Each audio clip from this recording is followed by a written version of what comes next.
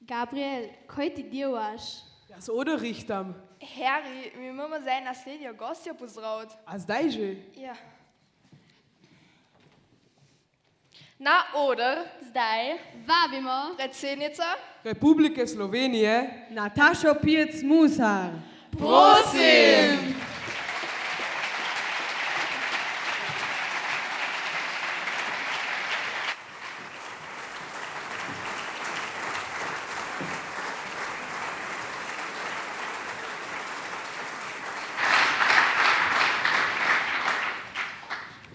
No, kako lepa napoved. Spoštovani in dragi deželni glavar Peter Kajzer, spoštovana gospa ravnateljica Zalka Kuhling, spoštovane predstavnice in predstavniki slovenske skupnosti na avstrijskem Koroškem, drage učiteljice in učitelji, dragi rojaki in rojakinje. Res me izredno veseli, da smo danes skupaj na slavnostni akademiji Slovenske gimnazije, izstopajoče institucije z bogato zgodovino in pomembnim poslanstvom. Iskrena hvala za povabilo. To je vaš in tudi naš praznik, praznik vseh, ki zagovarjamo sožitje, strpnost, sodelovanje in čezmejno povezovanje. Vseh, ki nam je blizu kultura pisanih travnikov, kultura sprejemanja in sprejetosti v skupni Evropi, če si lahko izposodim prispodobo koroškega slovenskega pedagoga, kulturnika in vizionarja Tomaža Ogrisa. Vesela sem, da Slovenska gimnazija te vrednote živi. Slovenija je 1. maja letos praznovala 20. obletnico vstopa v Evropsko unijo. Evropska unija povezuje države, ki so bile nekoč s svojimi vojaki v nasprotnih jarkih, ki so jih ločevale naravne in miselne pregrade ali trdno varovane meje na vzhodu Evrope. Evropska unija je povezala države, ki so jih ločevali družbeni sistemi, bremena preteklosti in nezaupanje. Danes te države sodelujejo kot partnerice in zaveznice. V Uniji smo izkoristili raznolikost in ji dali zalet. Veljavo smo dali povezovanju in spoštovanju vladavine prava, človekovih pravic, pravic manjšin, spoštovanju tradicij in številnih jezikov, dali veljavo sodelovanju raznolikih držav in narodov, ki so združeni v ideji enotne, uspešne in predvsem solidarne Evrope. Solidarnost z velikim S smo doživeli v času poplav, ko so nam najbolj pomagale prav sosednje države, Avstrija med prvimi. Dobro sosedstvo, ki temelji na zaupanju, je temelj Evropske unije. Sosedskemu sodelovanju smo namenili tudi nedavno srečanje 5 predsednikov 22. aprila na Brdu pri Kranju. Mojemu vabilu, da skupaj proslavimo 20. obletnico članstva Slovenije v Evropski uniji, so se odzvali predsedniki vseh 4 slovenskih sosed, Avstrije, Italije, Madžarske in Hrvaške. Predsednik Van der Bellen je na Brdu spodbudno spomnil, da je pomen Evropske unije v njeni zmožnosti, da strne moči in sklepa kompromise. In prav to je bistvo. Da strnemo moči, spoštujemo različnost in z dialogom dosegamo skupne rešitve, ko je potrebno, da Unija napreduje, postaja močnejša in hkrati ščiti najranljivejše dele družbe. Slovenija in Avstrija sta gospodarsko prepleteni, čedalje bolj tudi infrastrukturno. Skozi drugi karavanški predor je že zapihal veter. Prepleteni smo s tesnim sodelovanjem v regiji prek manjšine in nemško govoreče skupnosti, pa skrbi za okolje in zgodovino. Vse naše narodne skupnosti so most do naših sosedov. V dvojezičnih šolah in vrtcih se otroci učijo drug od drugega in skupaj rastejo. Prek njih in tovrstnih institucij se uresničuje vizija združene in čedalje bolj povezane Evrope. S 1. majem leta 2004 se je marsikaj spremenilo tudi za avstrijsko Koroško in Štajersko, na kar je v pozdravnem govoru ob odprtju Narodnostnega kongresa v Pliberku opozoril tedanji avstrijski državni predsednik dr. Thomas Klestil.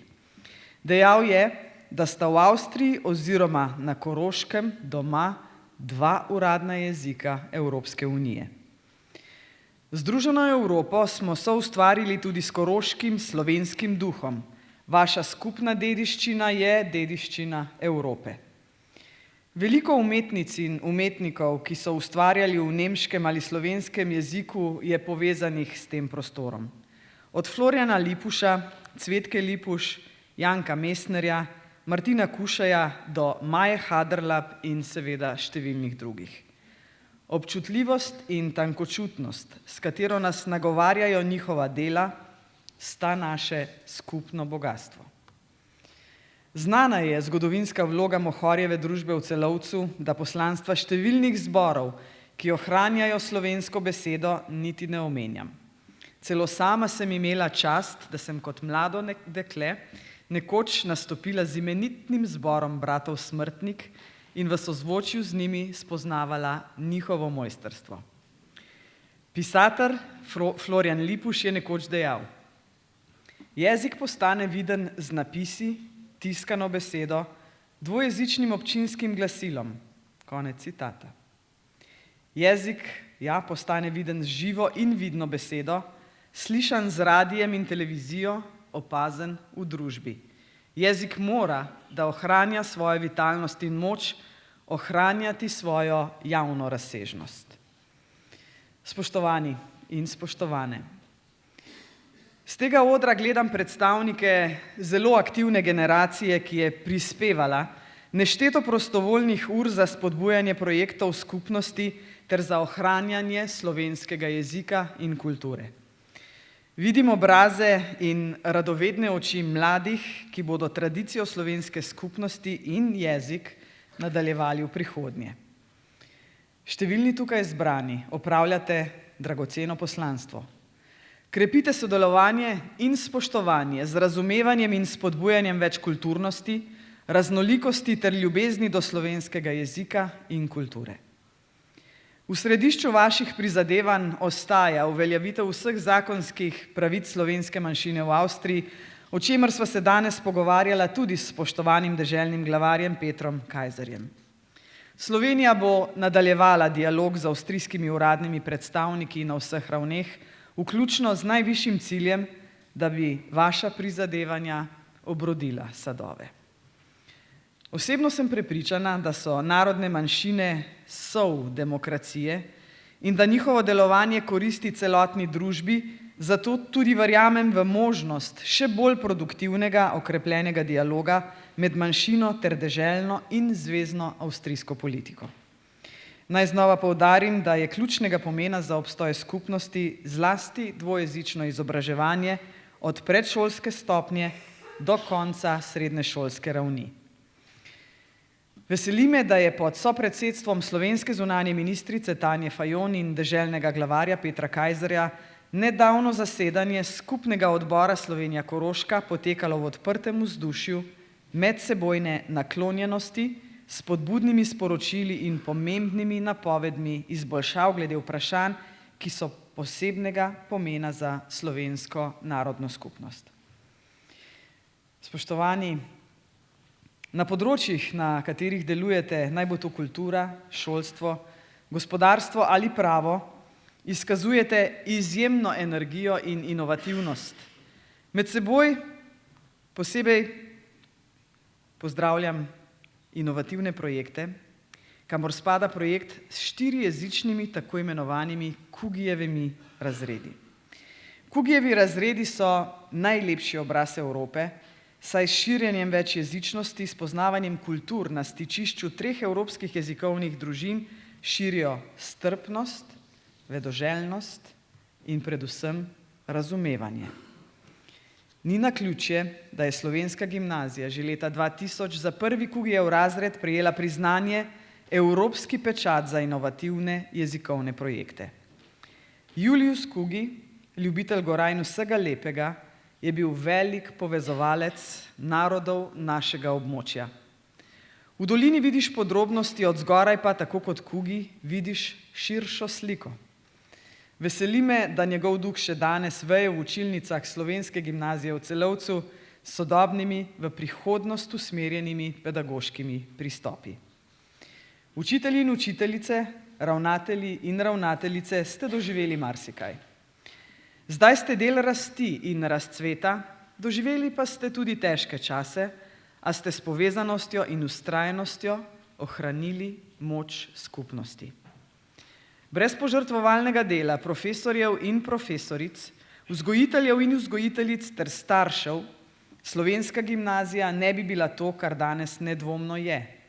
Vitalna in edinstvena institucija tako v Avstriji, kot tudi na regionalni ravni. Velik poklon in zasluga pri tem gre dolgoletni ravnateljici Slovenske gimnazije Zalki Kuhling, domačinki iz Velikovca. Sodelavci in sodelavkami je vzgojila generacije mladih, ki živijo v dvojezičnosti in, kar je najbolj pomembno, razmišljajo le kako evropsko.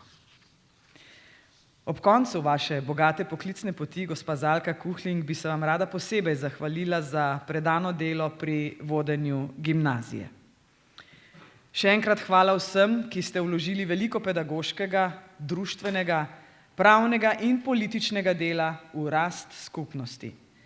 Skupnost se moramo ponovno naučiti graditi v vseh državah Evrope, predstavniki slovenske skupnosti pa nam z ohranjanjem sodelovanja in povezovanja pri tem kažete pot. Hvala prav vsem iz srca.